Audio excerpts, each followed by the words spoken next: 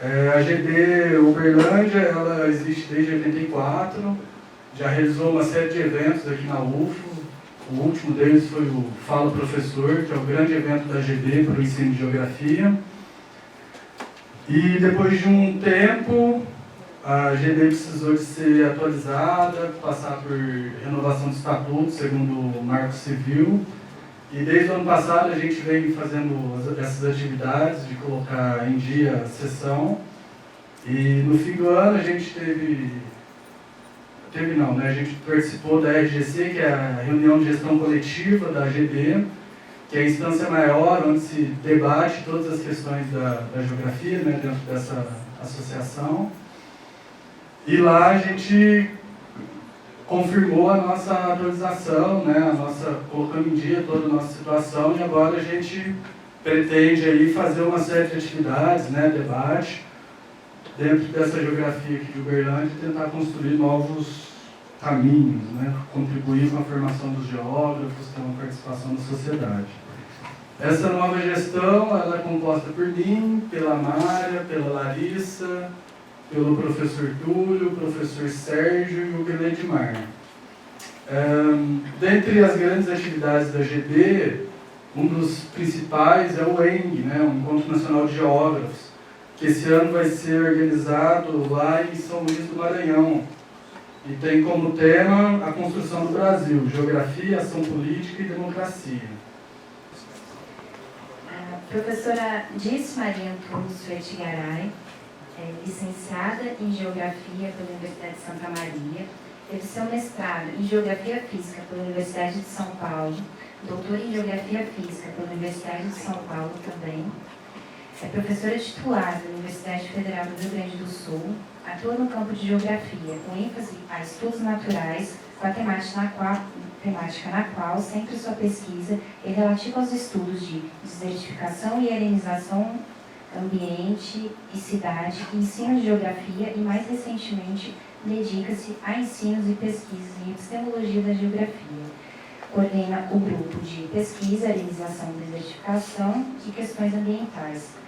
Foi presidente da GB no biênio de 2000 a 2002 e coordenadora da área CAPES em 2005 e 2007. É professora convidada da URGS e atua no programa de pós-graduação em Geografia dessa instituição. Também vinculada ao mestrado de Desenvolvimento Regional da FACAT. Obrigada, professora. E também presidente da AMPED, que é a Associação de Pós-Graduação em Geografia, no biênio de 2015 a 2017. Hoje ela está aqui para proferir a palestra, porque é geografia, e eu convido a professora a sentar aqui com a gente.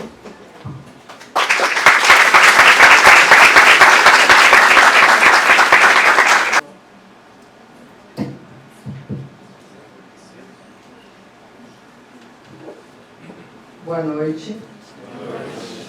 Em primeiro lugar, queria dizer que é um prazer estar aqui em Uberlândia, convidada pelos colegas da AGB local, né, através da Mária e do Alex. Sei também que realiza essa atividade conjunta com a AGB, o Diretório Acadêmico, é isso? Da Universidade Federal. Então, agradecer para vocês pelo convite, a oportunidade de eu estar aqui. Penso que seja a terceira vez que eu venho a Uberlândia. E dizer que é um prazer estar aqui nesse departamento, nesse curso de Geografia, nessa instituição, e rever aí vários dos colegas, né, conhecidos de muito tempo, colegas da velha guarda, vou dizer assim, né, da velha guarda da Geografia de Uberlândia, como eu da velha guarda da Geografia da URGS, e também os comissão de frente, né, aqueles mais dispostos a dançar aí conforme a atualidade. Então, agradecer mais uma vez e dizer para vocês, assim, para ir descontraindo, porque falar, apesar do muito tempo que já tenho falado, é sempre uma expectativa, né? E para amenizar um pouco essa expectativa e para mim ir me acalmando, né, eu vou começar contando uma história de hoje de manhã. Eu cheguei relativamente cedo no aeroporto em Porto Alegre e adivinha o que eu fui fazer, né? Olhar o celular para passar o tempo. E me deparo, ao olhar o celular, com um convite da AGB Uberlândia para que vocês estivessem aqui hoje à noite na palestra, fazendo rasgados comentários sobre a professora Dirce e o que ela iria falar. E eu me assustei. Eu digo, gente, e agora o que vai ser de mim, né? Vou chegar lá e estou altamente comprometida com o que eu vou dizer. Essa divulgação aí no Face, né? Do que eu era e do que eu pretendia falar. Então, digo isso para dizer que realmente, se eu estava um pouco preocupada em tentar responder a pergunta que me foi colocada, ao ler esse convite para vocês, eu fiquei mais preocupada ainda, né?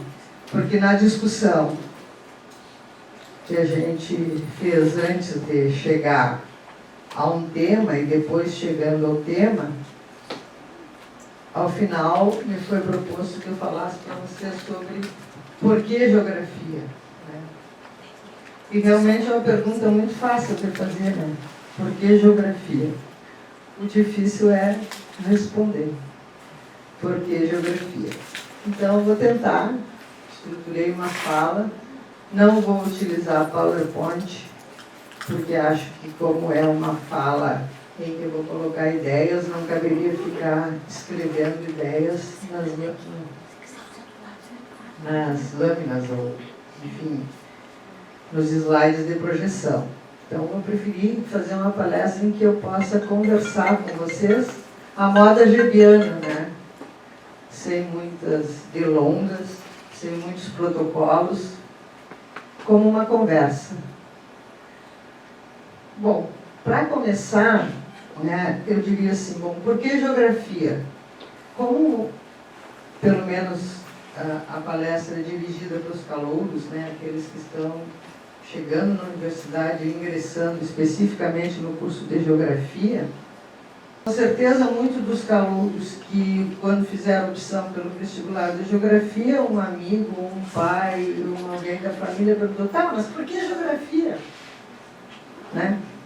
Por que não outro curso? Mas por que geografia? E muitas vezes o candidato ao vestibular responde por que razões ele vai fazer geografia. Muitas vezes ele próprio fica se perguntando por que geografia, mas ele faz o vestibular da geografia. Eu vou retomar esse tema mais, de por que geografia mais adiante, mas eu começaria dizendo para vocês o seguinte.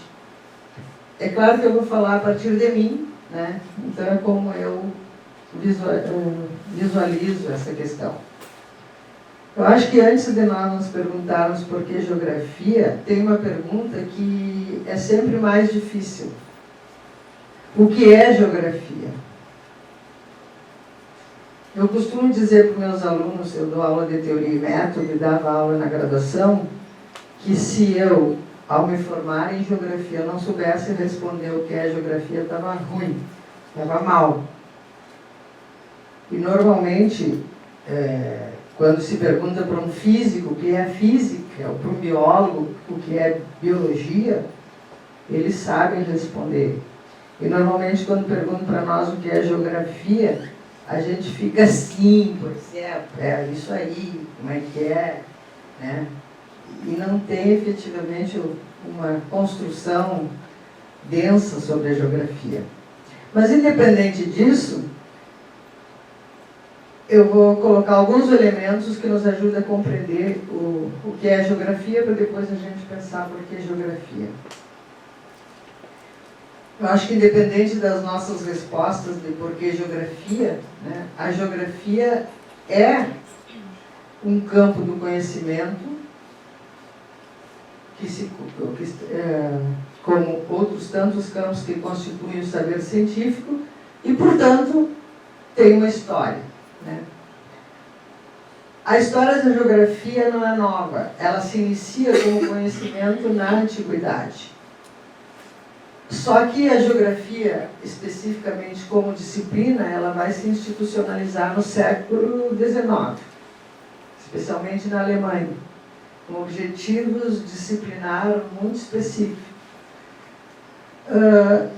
E nesse período, século XIX, ela se constitui um campo do conhecimento, e se a gente for ler os clássicos da época, vai ver que a geografia sempre se colocou enquanto seu objeto como uma ciência de interação entre a natureza e a sociedade. Isso é uma herança, do meu ponto de vista, clássica da geografia. Nós, desde antes da institucionalização e ao longo dos séculos da institucionalização, constituímos, a partir dos geógrafos clássicos, uma ciência de interação entre a natureza e a sociedade. E embora o debate entre geografia física e humana, se a gente observar os currículos de praticamente todas as geografias do Brasil e no mundo, sempre existe essas duas dimensões na formação do geógrafo, os estudos da natureza e os estudos da sociedade. Então a gente sempre pergunta, e por que será? Porque é uma herança nossa, do ponto de vista da construção inicial da geografia. Muito embora a geografia tenha se constituído como ciência da interação, na sua origem, foi no século XX que a geografia se fragmentou e, desde então, ela vem gradativamente se fragmentando. Basicamente, uma das grandes influências dessa fragmentação é colocada na história da geografia como Desmartoni, um geógrafo francês que tem um livro chamado Tratado de Geografia Física, em que, na introdução desse livro, ele diz que, dado o acúmulo de conhecimento que já existia no início do século XX, a geografia não comportava como uma ciência específica demandar todo esse conhecimento. Então, uma das dimensões, que seria o estudo da natureza, se constituiria a geografia física e que essa geografia física, que era o estudo da natureza, vinha se compartimentando em diferentes campos do conhecimento, e tal era a profundidade de conhecimento em cada campo, que não tinha mais como um único profissional entender. E ele constrói esse livro chamado Tratado de Geografia Física, em que ele estuda a natureza subdividida em diferentes capítulos: o relevo, o clima, a vegetação e assim por diante. Ao longo do século XX, ocorre então esse processo de fragmentação, né, da geografia, porque avança a especialização científica, e de outro lado, porque nós estamos sobre a hegemonia de um único método de fazer ciência, que é o positivismo, que é um método que efetivamente consolida a disciplinaridade ou a fragmentação. E essa história, seja de um lado a nossa história original, de que nós somos uma ciência de articulação natureza-sociedade, seja a história da diversificação, da fragmentação, ela está presente nos currículos. E aí quem vai iniciar um curso de geografia vai perceber isso pela própria estrutura do currículo. E nós temos uma parte do currículo que centra os estudos na natureza e outra parte do currículo que centra os estudos na sociedade, né? No fundo, por que isso? Porque está posto na estrutura do currículo que a geografia é uma ciência que deve estudar a natureza e a sociedade. Então, por mais que a gente reformule os currículos, sempre essa perspectiva permanece, ou pelo menos tem permanecido até o momento, né? De qualquer forma, agora falando um pouco na estrutura curricular que vocês vão receber, pode ser que eu esteja enganada, porque eu conheço de maneira geral os currículos, mas não especificamente daqui. essa estrutura fortalece a dicotomia natureza e sociedade. E ainda mais, ela subdivide o conhecimento da natureza em diferentes campos e também o da sociedade em diferentes campos. Então, só para dar um exemplo, na geografia física, aquilo que a gente denomina como geografia física, quando nós vamos estudar num curso de geografia, nós vamos ter essa geografia física compartimentada entre geomorfologia, hidrologia, biogeografia, geologia, climatologia, pedologia. E por vezes existe uma ou duas geografias no currículo, chamadas de geografia física, que geralmente estudam a Terra, estudam a sua origem, sua dinâmica, seu relevo, seu clima e a sua vegetação.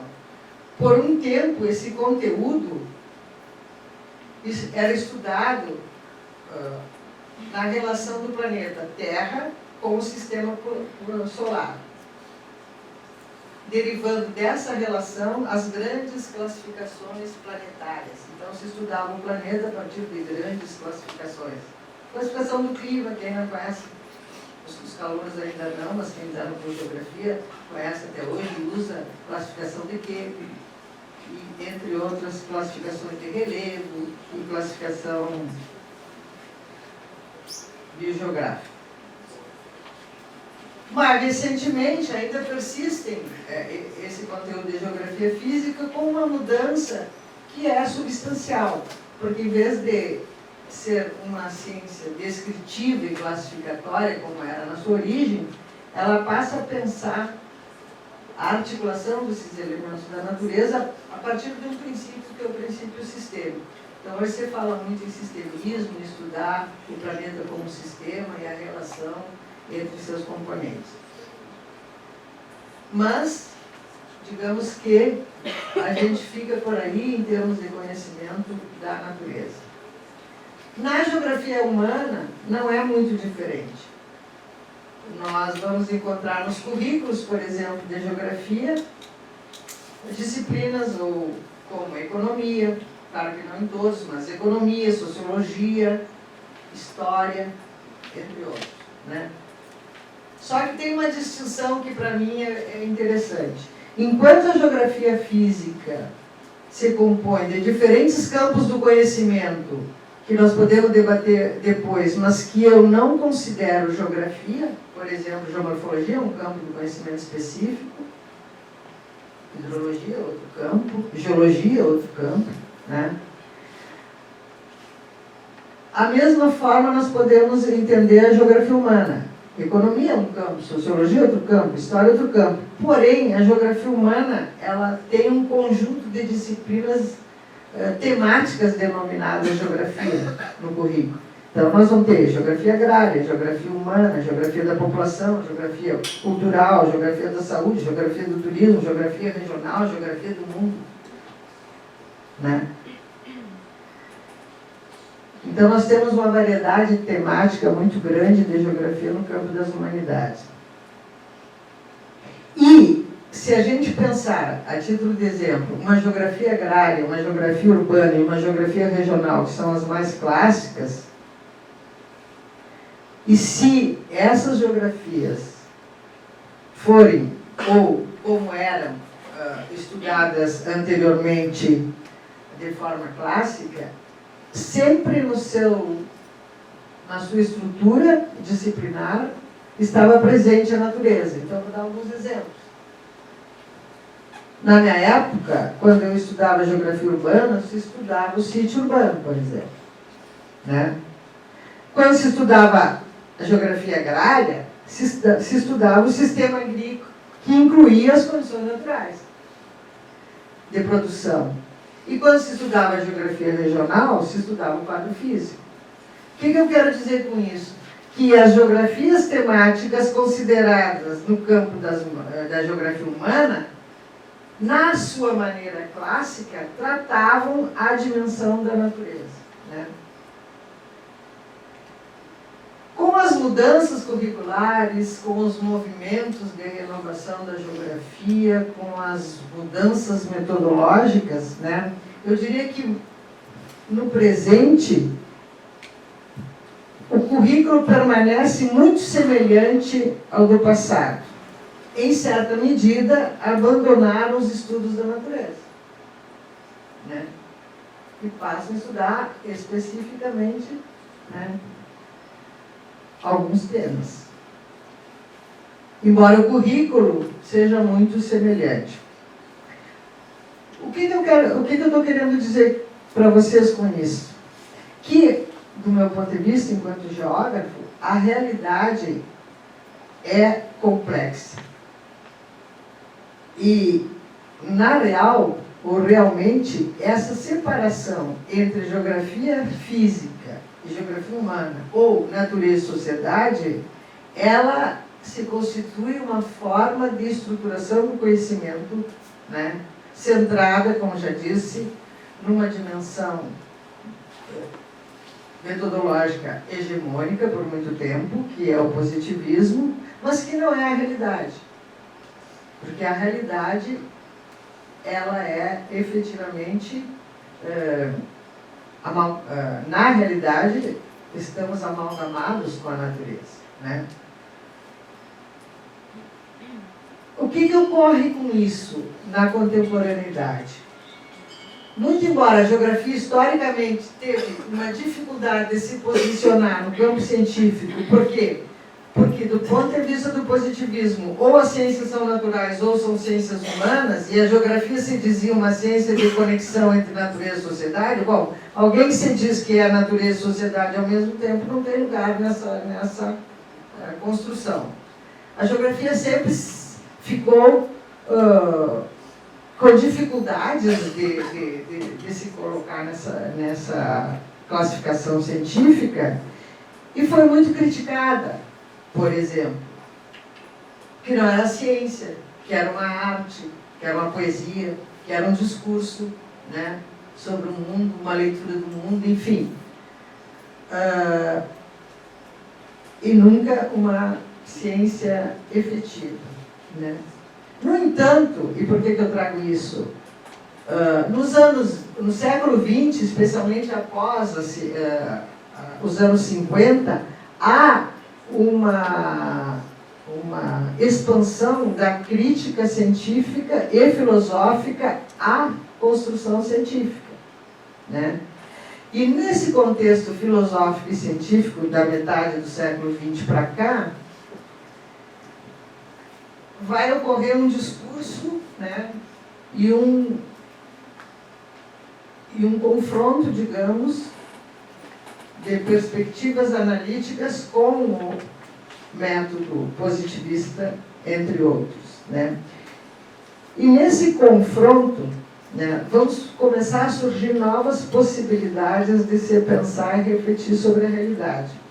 E as questões que eu trago aqui, que eu acho que são extremamente pertinentes, é que no campo filosófico e no campo científico pós-anos 50, começamos a discutir a compartimentação científica. Quero chamar a atenção que isso não é de dentro da geografia, isso começa a ocorrer fora da geografia, na filosofia, na sociologia, na antropologia, né?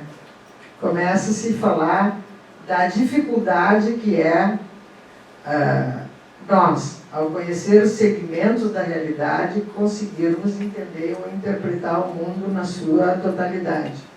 Então, discute-se a compartimentação científica, discute-se a simplificação científica, ou seja, a construção de leis gerais que explicam o mundo no seu conjunto. Discute-se a separação do sujeito-objeto, ou seja, discute-se se na real um objeto de conhecimento científico é algo que é externo a nós ou ele efetivamente é construído conosco, ou nós estamos presentes na construção desse objeto, né? E aí inúmeros filósofos e cientistas estão envolvidos, né? Feyerabend discutindo métodos, Serret, um filósofo francês, discutindo no campo da filosofia a necessidade de pensar a conjugação, natureza e sociedade, Morin colocando também, né, nessa perspectiva de não separar os campos do conhecimento, Na física, Capra, lá nos anos 70, trazendo o sistemismo e essa dimensão do holismo. Então, a partir dessa discussão, entre tantos nomes na antropologia, o Latour, vai se constituindo uma ideia e alguns princípios como pressupostos para a nova forma de pensar e de se fazer ciência. E entre esses propósitos nós vamos ter algumas alternativas. Por exemplo, vai surgir a discussão do princípio da complexidade de Morin. Ou seja, é preciso conceber que o mundo é complexo e não é separando, dividindo ou simplificando que nós vamos entender o mundo, né? Surge também a perspectiva do holismo, que vem da física e da biologia, e que se estende, inclusive, pelas ciências humanas, né? E que muitos dos que tratam a questão ambiental se dedicam a pensar holisticamente, que é um conceito biológico que tem um vínculo com o sistemismo. Também ressurge, até porque essa perspectiva ela remonta. O holismo também, ele não é novo, ele é do século XIX, mas ressurge também como perspectiva de pensar a totalidade e as conexões, a concepção de totalidade do ponto de vista da dialética, né? Só não como pensar a totalidade como funcionamento, como um holismo, mas a totalidade como contradição e movimento, né? Então, essas perspectivas em discussão nos permitem repensar o que seja, no campo da geografia, essa divisão entre geografia física e geografia humana, né? Para esses princípios que eu fiz referência, o da complexidade, o princípio holístico, o princípio da totalidade, enfim, surgem algumas propostas metodológicas, né? Então, o sistemismo, por exemplo, que é tudo está conectado com tudo, então nós devemos entender as coisas em interação e como se dá o seu funcionamento. A totalidade dialética, que diz que tudo está em conexão, mas essa conexão se dá no movimento enquanto processo, e essas conexões não são só funcionais, mas são dialéticas e são contraditórias, e é essa contradição que promove o movimento. Até concepções mais particularizadas, por exemplo, como resolver a fragmentação científica se nós todos, no caso aqui, vocês serão alunos de um curso específico, de um campo específico de conhecimento, como que nós resolvemos essa nossa formação específica na relação com outros campos do conhecimento e com a necessidade de conhecer o mundo. Aí surge a discussão da interdisciplinaridade, ou seja, se eu sou disciplinar, para mim avançar no conhecimento, eu preciso fazer uma articulação interdisciplinar, ou seja, eu tenho que trabalhar em grupo, interagir com colegas de outros campos do conhecimento para poder entender as diferentes dimensões envolvidas em um determinado problema, né? Uma outra perspectiva metodológica é a questão da transdisciplinaridade, né? A transdisciplinaridade pode ser entendida sob duas perspectivas. Ou a perspectiva mais clássica, que diz respeito a constituir um conhecimento que transcende, ou seja, tem vínculo com transcendência, um conhecimento novo que vai resultar do diálogo disciplinar. Então, pressupõe a interdisciplinaridade, o debate e a construção coletiva para que eu consiga, efetivamente, chegar à transdisciplinaridade, no sentido de construção de um conhecimento novo, para além do disciplinar, né? Mas transdisciplinaridade também pode ser entendida sobre uma outra perspectiva, que está posto em Leff, e é uma das perspectivas que eu me associo, que é a que vem de trânsito. Então, transdisciplinaridade significa capacidade de trânsito. E aí eu acho que é uma dica para quem entra no curso de Geografia. O curso de Geografia ele já é Boa noite, professor Paulo. Ele já é, por natureza, ou internamente, há quem diga que a geografia ela pode ser transdisciplinar. Mas a transdisciplinaridade que eu falo aqui pressupõe que nós sejamos capazes de transitar. Então, não é transcender a primeira concepção, é transitar, ou seja, sermos capazes de estarmos abertos ao diálogo com os diferentes campos do conhecimento. E, a partir desse diálogo, construir coletiva ou individualmente, se eu estou fazendo meu mestrado, doutorado ou meu trabalho de graduação, um trabalho que faça e efetive essa conexão de conhecimentos para que eu entenda ou compreenda uma realidade mais complexa. Essas são, de forma breve, algumas das alternativas postas contemporaneamente, né? Mas o que eu queria dizer para vocês, que embora tudo isso, eu considero, e eu assumo isso, né, porque dá muita complicação diante do debate na geografia, que o debate entre geografia física e geografia humana ainda é forte. E nesse sentido eu acho que nós estamos no contramão da história. Por quê? Porque quando, no passado, sob a hegemonia do positivismo, se dizia que a ciência tinha que ser natureza e sociedade, nós nos dizíamos a ciência de interação.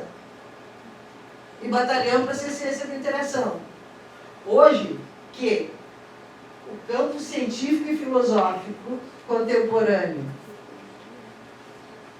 discute e nos diz que é necessário superar a compartimentação para que nós possamos entender o mundo, os geógrafos resolveram dizer que são geógrafos ou físicos ou humanos. Então, nós estamos na contramão. Sempre na contramão. Isso me chama a atenção, não sei se eu tenho razão, eu estou colocando aqui para que a gente possa debater, né?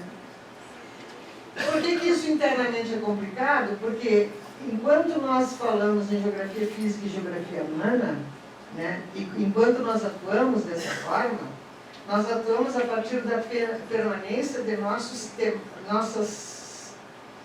temáticas específicas, ou do nosso campo de atuação específico, com os nossos métodos específicos, ou que escolhemos para, com os seus procedimentos e com os vínculos sociais que desejamos ao produzir o conhecimento.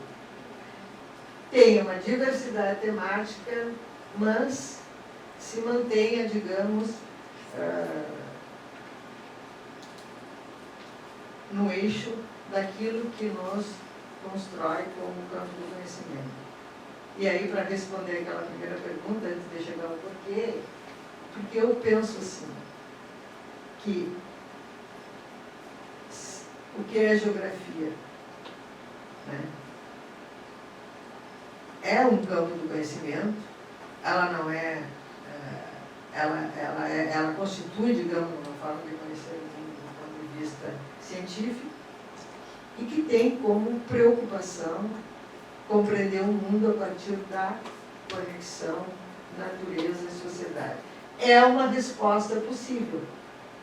Não é a única, e não é hegemônica, e não é do gosto de todos.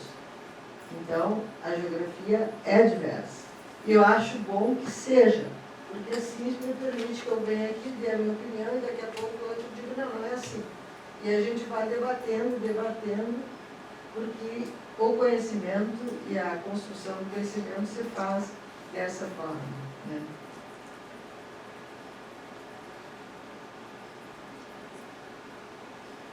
Por outro lado, eu queria dizer, para encerrar essa primeira parte, que, enfim, né, resumindo, hoje as ciências e a filosofia propõem a superação da separação natureza-sociedade. São inúmeros, né, livros, autores, intelectuais de todas as áreas que fazem referência a isso. Só que tem que chamar atenção para uma coisa. Não no sentido de considerá-la uma única coisa. Tipo assim, se não existe, se natureza e sociedade estão em articulação, então não existe mais natureza, então não existe mais sociedade.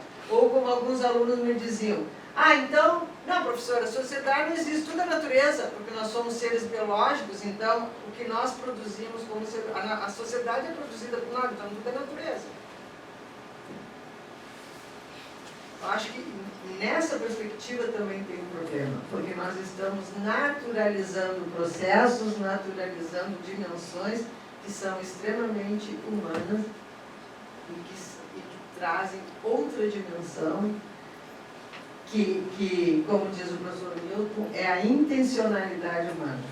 Por isso que eu digo que, embora a gente pense que natureza e sociedade, na realidade, estão amalgamadas, e são condição da nossa existência, nós não podemos esquecer que existe sim uma diferença entre natureza, uma distinção entre natureza e sociedade. Eu costumo entendê-las assim, a natureza o que seria? Né? Então, eu costumo dizer que natureza é tudo aquilo que é produzido sem intencionalidade humana, independe do homem, inclusive nós mesmos. A reprodução das nossas células para o bem ou para o nosso mal independe de nós. Agora, tudo aquilo que é produzido com intencionalidade humana está no campo da sociedade ou das humanidades. E por que isso é necessário? Por quê? Porque ao estudar a conexão natureza-sociedade, isso me permite fazer a distinção entre aquilo que é intencionalidade humana, por exemplo, e que destrói a natureza, né? Que tem, e é uma dimensão significativa. Mas como eu dizia, embora essa discussão, os currículos nossos estão ainda impregnados dessa divisão. E as nossas práticas estão impregnadas dessa separação entre natureza e sociedade. Então a pergunta que eu deixo para vocês é o seguinte: diante disso, então, o que é necessário fazer? Nós estamos já no século XXI. E o que é necessário fazer para superar essa dicotomia, se queremos superar, ou não, ou deixar que ela permaneça, né? Falando a partir de mim, como eu penso, eu acho que a gente precisa superar essa dicotomia, né? Pois a conexão entre essas duas dimensões, natureza e sociedade, que estão hoje em pauta, foi sempre o nosso objeto de análise. E eu acho que a geografia tem uma história de reflexão sobre isso que tem que contribuir no campo científico com isso. E na formação dos geógrafos também. E como eu falo para calouros, a outra questão é: como é que se poderia superar essa questão, né? Eu penso que nós vivemos um momento em que não se faz mais nenhuma discussão. A gente mais se agride do que discute. Mas seria fundamental a gente poder fazer uma reflexão coletiva sobre o currículo. Não estou me referindo à base curricular nacional. Estou me referindo a uma necessidade, muitas vezes interna, de fazer uma reflexão sobre o currículo. E chegarmos a um consenso, mesmo que seja provisório. Porque o currículo é sempre uma construção coletiva, e em sendo coletiva é sempre contraditória, né? E mais particularmente, se nós não pudermos chegar no âmago dessa questão, que eu vejo por experiência própria no meu departamento, a grande dificuldade de discutir currículo, e o que se faz são incorporações de novas disciplinas, novos temas, sem nenhuma perspectiva de reflexão mais fundante do que seria a geografia que deveríamos estudar hoje, né? Então, eu penso que então é mais fácil começar experimentando, já que não conseguimos refletir teoricamente sobre a geografia que desejamos construir e trabalhar, então penso que a gente pode partir de uma outra perspectiva, que talvez seja mais fácil, experimentando os novos caminhos de aprendizagem. E que novos caminhos são esses? Por exemplo, mesmo com essa estrutura curricular, ensinar através de projetos. Depois eu digo por quê. projetos que podem ser disciplinares ou interdisciplinares, no conjunto das disciplinas de uma formação de graduação. Posso trabalhar a partir de articulações temáticas entre disciplinas. Posso trabalhar através das atividades de campo e vivência de problemáticas atuais. Porque o campo, na geografia, que é um procedimento fundamental, é, para mim, o melhor laboratório para compreender as conexões. Né? E por que eu sugiro que esses talvez fossem os caminhos? Porque talvez nós pudéssemos, a partir de uma ação diferenciada no caminho do método de ensino, nós pudéssemos refletir sobre a construção teórica da geografia. E talvez fosse mais fácil. Não sei. As duas coisas, eu tenho alguma experiência em algumas questões desses caminhos, e em outros não, pela dificuldade, às vezes, do diálogo. Dito isso, para que a gente pense, reflita um pouco sobre o que é a geografia e, digamos, e como as coisas estão colocadas e como nós deveríamos avançar na reflexão da geografia, vamos pensar, então, agora a questão que vocês me colocam como central. Por que geografia? E aí eu vou ter que contar um pouquinho da minha história. Eu escolhi a geografia porque eu desejava ensinar. Eu queria ser professora. Desde criança, o que eu queria ser era professora. O resto é bobagem. Não que a geografia seja bobagem, mas eu queria ser professora. Mas eu gostava de geografia. Até porque eu aprendi a gostar, porque a minha professora do 5º ano me botava de castigo. Eu não me lembro se eu era mal comportada, mas devia ser porque devia ter castigo, e ela me botava a decorar no Atlas as capitais do mundo inteiro. E aquilo para mim era mais uma das sem-vergonhices que eu devia fazer quando eu tinha 9 anos, porque eu estava ali olhando o mapa, decorando tudo. Eu acho que isso me fez gostar de geografia, mas eu queria ser professora, né? Mas eu não gostava de matemática também. De letras também não. Ruim em português no início, fui me superando, né? E ciências naturais, biologia, estudar aquele monte de bichinho, classificação também não era o meu chão. Aí tornei-me professora. Até hoje eu sou licenciada em geografia. Eu não sou bacharel em geografia. E trabalhei no início no ensino fundamental. Estava no meu chão, queria ser professora, e no ensino médio. E muito rapidamente eu cheguei a ser professora universitária. E aí eu escolhi ser professora universitária. Porque eu já tinha experiência de 1º e 2º grau, e eu percebi que com criança eu não sabia trabalhar. As crianças me dominavam. E isso que era nos anos 70. Imagina agora, ia ser uma desgraça. Nos anos 70 eu quase rodei no estágio, porque eu não tinha domínio de classe, porque na minha época tinha que ter domínio de classe, senão não podia ser professor. Hoje todo mundo vai rodar. Domínio de classe hoje está difícil, né? Mas Deus o livre se alguém fosse estudar para ser professor não tivesse domínio de classe. E eu nunca tive. Então eu disse, não, com criança não dá, porque as crianças, eu não tenho autoridade com criança, né? Haja visto com as minhas netas agora. Então eu decidi que eu ia ser professora universitária, porque pelo menos eu estou trabalhando com adultos, com pessoas que querem estar na minha aula porque desejam aprender, e se não querem, a porta está aberta e pode sair livremente. Eu não tenho que exigir que ele fique lá me incomodando. Não quer ficar, né? Pode trabalhar e estudar em outro lugar. Só que, sendo professora universitária, eu tinha uma outra função que também me instigava muito, que era desenvolver a pesquisa, né? Então, eu fui para ensinar, mas eu fui aprendendo a pesquisar, pelas exigências da própria função de professor universitário. E aí me interessei pela pesquisa e prossegui no ensino e na educação até hoje.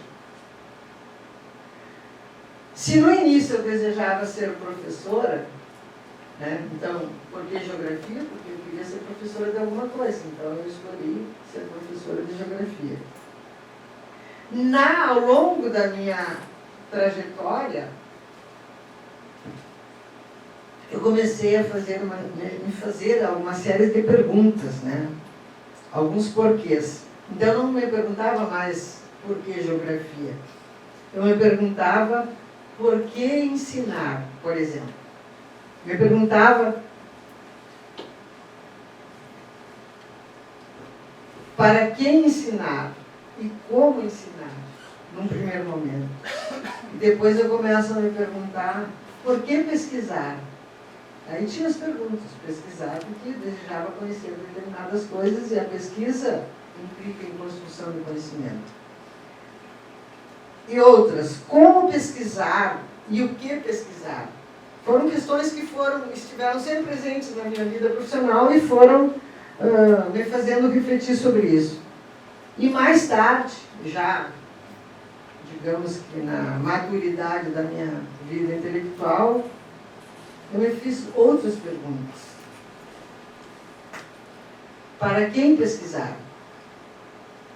Que é uma outra questão. Nós pesquisamos o que e para quem, né? E mais recentemente, também, em função das últimas experiências de trabalho que eu tenho vivido desde 2012, eu me faço outra pergunta. Com quem pesquisar? E essas questões, elas se colocaram ao longo da minha vida profissional. E aqui cabe falar da GB. Foi na Associação de Geógrafos Brasileiros que eu fui gradativamente construindo respostas à minha atuação profissional, inclusive porque geografia. Eu considero a GB um espaço educativo, um espaço político fundamental para os geógrafos, pelo menos na minha vida profissional foi assim. Considero que lá na GB há debate, que é fundamental, embate, proposições, consensos e divergências. E estas práticas promovem conhecimento e nos permitem aprender a fazer e aceitar a crítica. Porque a GB nos ensina, para quem participa da GB, construir argumentos e contra-argumentos. No início da GB, eu mal conheci o Cláudio de Mauro, e agora eu vou falar isso em público, não em relação ao Cláudio, mas em relação aos colegas da mesma geração. Eu não tinha grande experiência política. Então eu ia para a GB, e eu sentava e ficava bem quietinha. Eu levei anos para levantar a mão numa assembleia da GB e pegar o microfone para falar.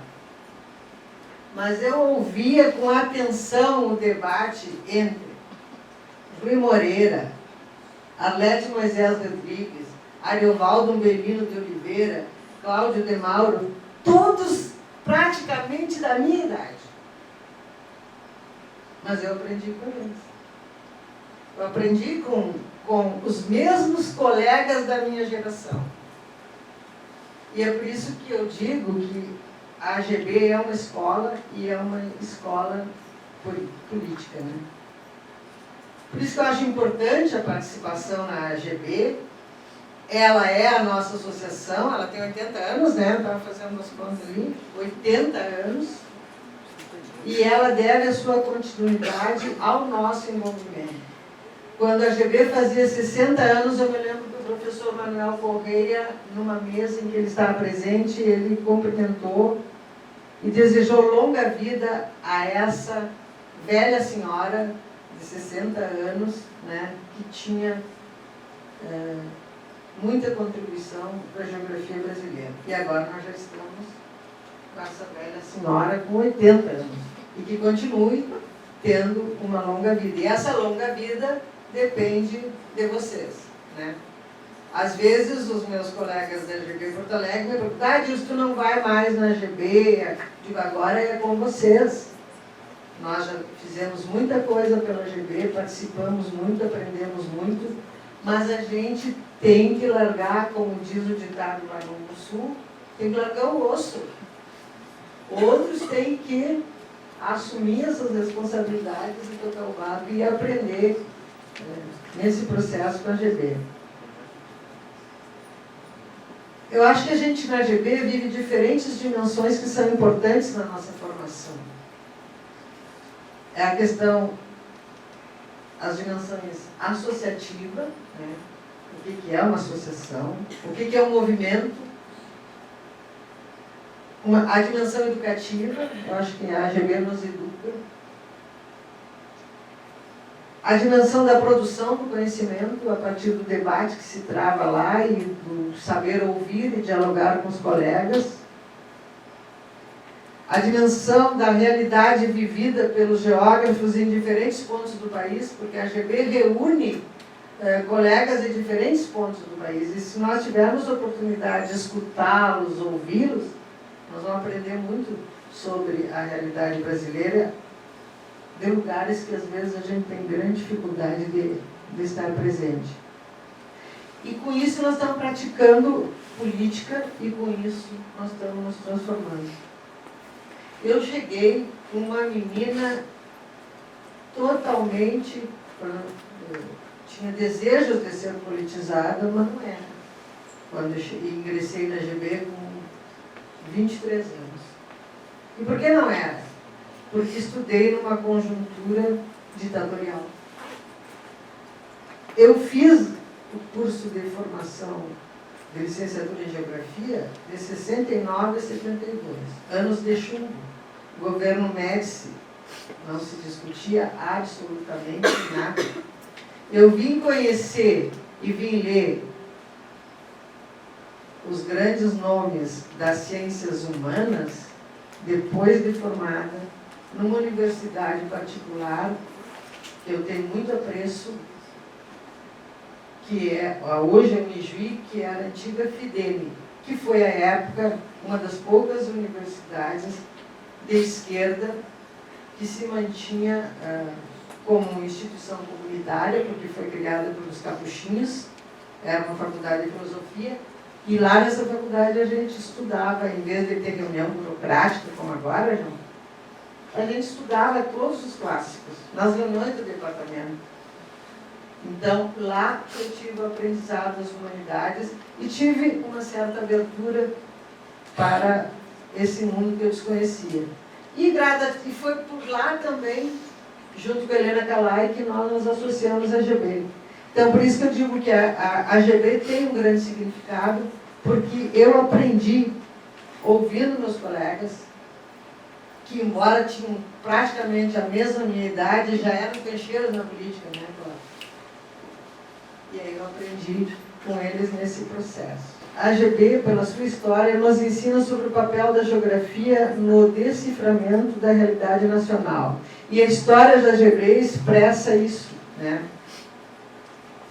A AGB tem participação fundamental na construção da geografia nacional. Ela foi criada, como disse o Alex, em 1934, após a criação dos primeiros cursos de geografia no Brasil, né?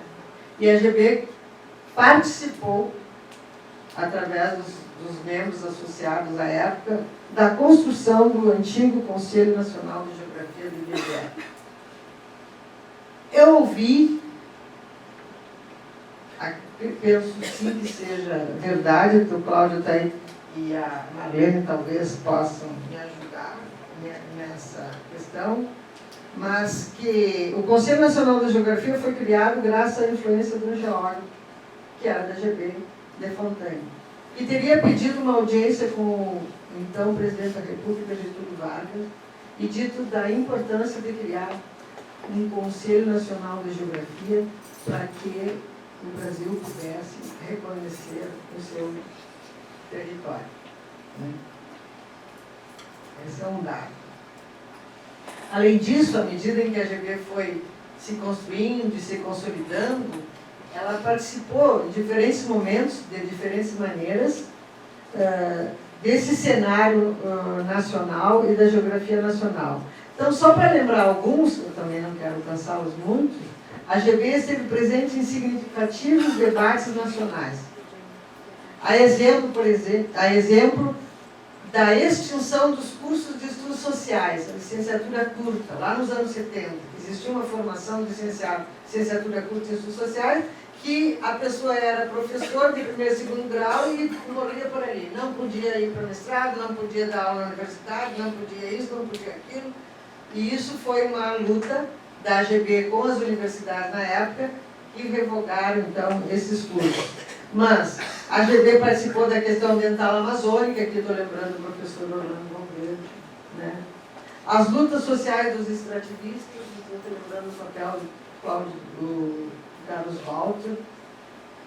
A luta social urbana do sem-teto hoje, ou do sem-moradias na época, da Arlete Moisés Rodrigues, eu já estou falando de uma geração dos anos 70 e 80. A questão agrária, e aqui eu estou me lembrando do Ariovaldo, e posteriormente do Bernardo Mansana, entre tantos outros, o João, né? A questão da regulação fundiária, a questão ambiental, e aí Cláudio está aí presente, tem uma longa história de ensino e de luta nesse sentido.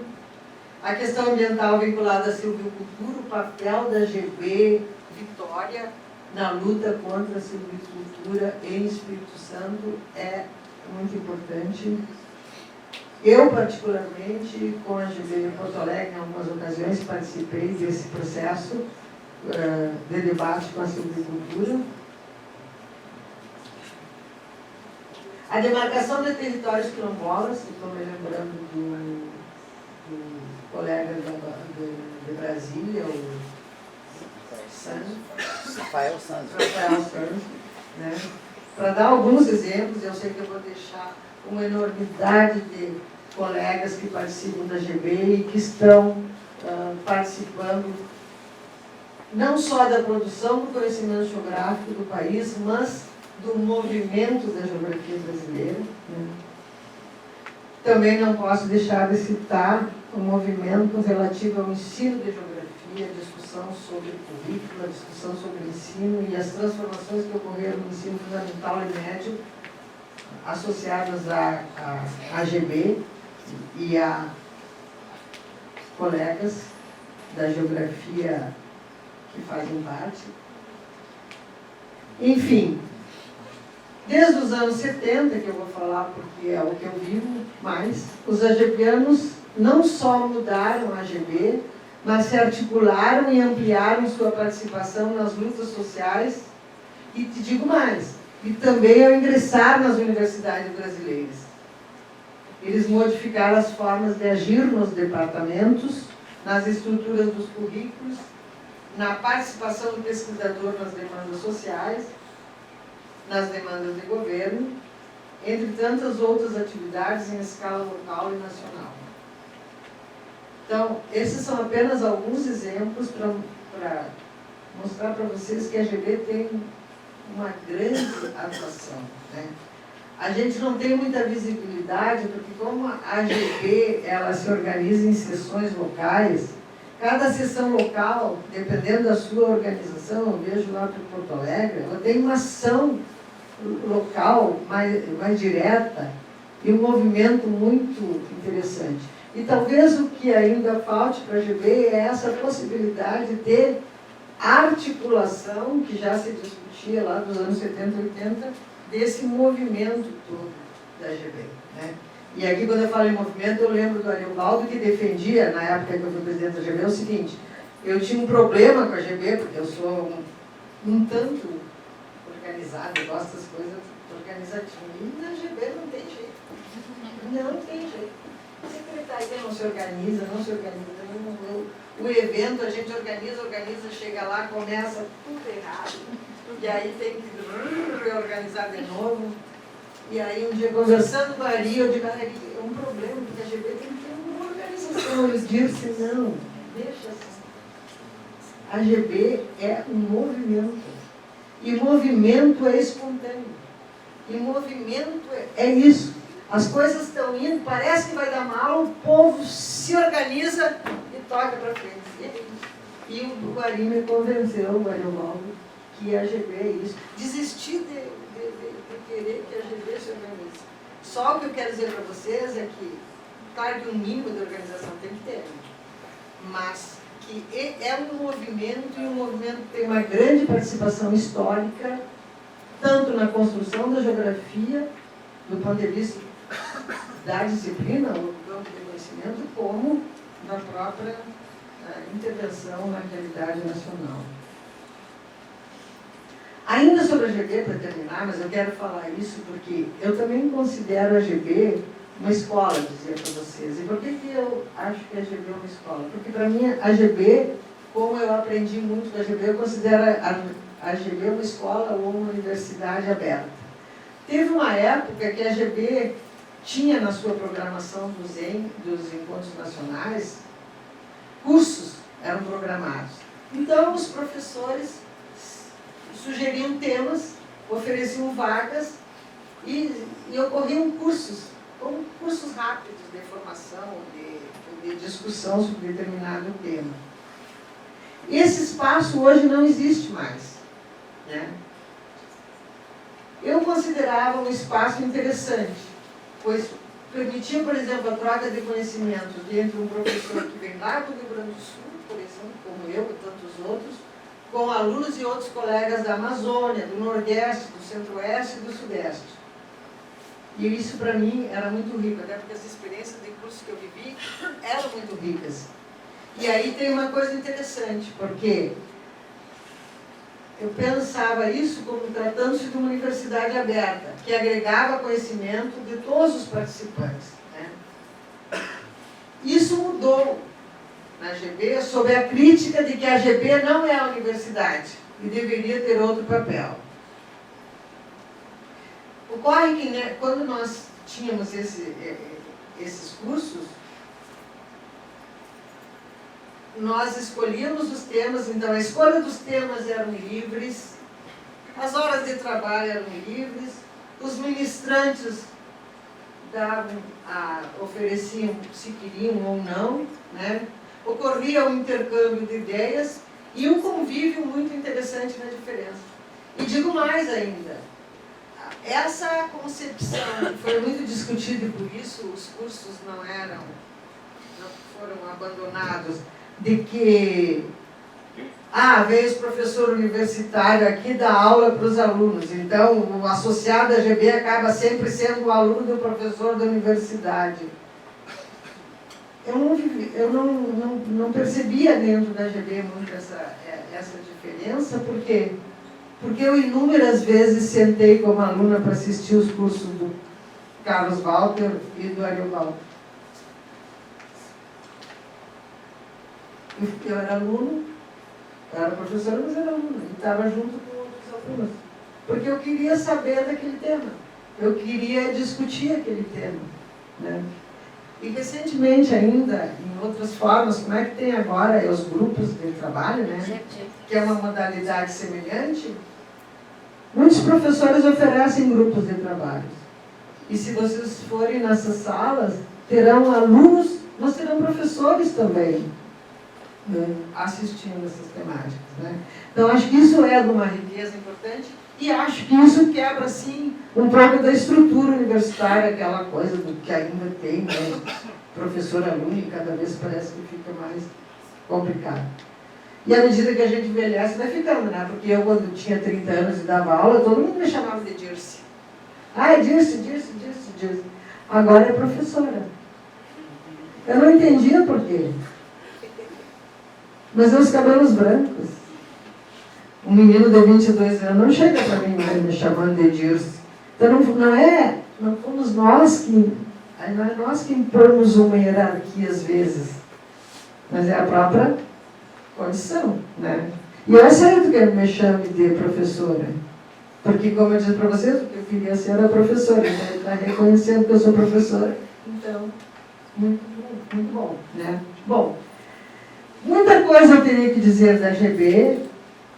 Eu acho que o seu papel deve continuar visando o fortalecimento da geografia brasileira.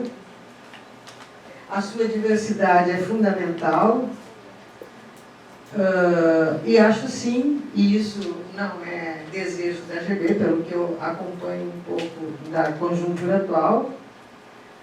Retomando então, por que geografia? Para ser mais rápida. Agora, passados 40 anos de atuação, eu posso dizer que escolhi geografia, talvez porque, ainda acho que é intuitivamente, meu desejo era conhecer o mundo e o meu lugar no mundo. Conhecer o mundo e ocupar um lugar no mundo não é tarefa fácil. É preciso muito estudo, e aí os calouros não pensam que vão entrar na geografia porque é fácil. Tem que estudar, né? Muita dedicação, muita luta e muita superação. Nós temos que fazer as nossas escolhas, aceitar as nossas escolhas e aceitar as nossas derrotas.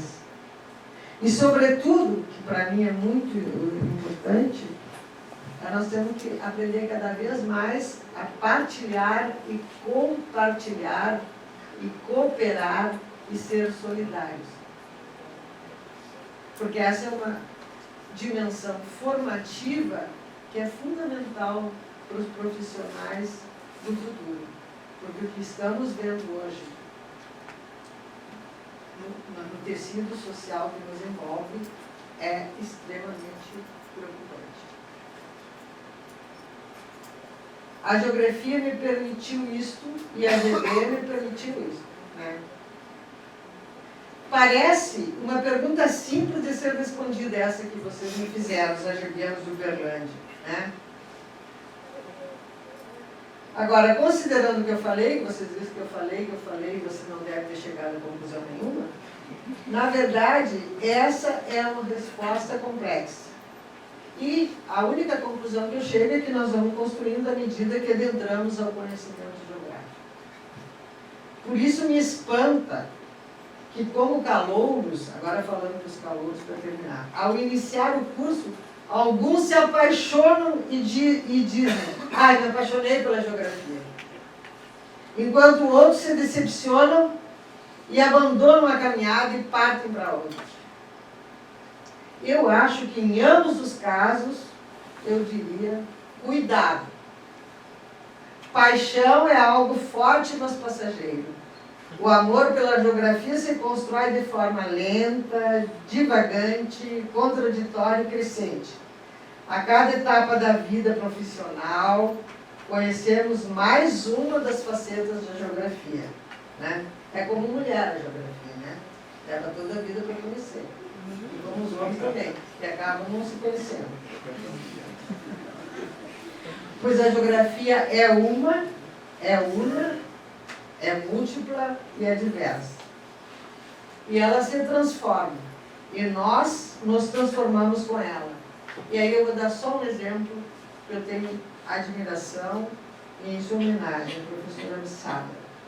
A professora Abissabra é uma pessoa que sempre me deu um exemplo de transformação profissional ao longo da sua carreira.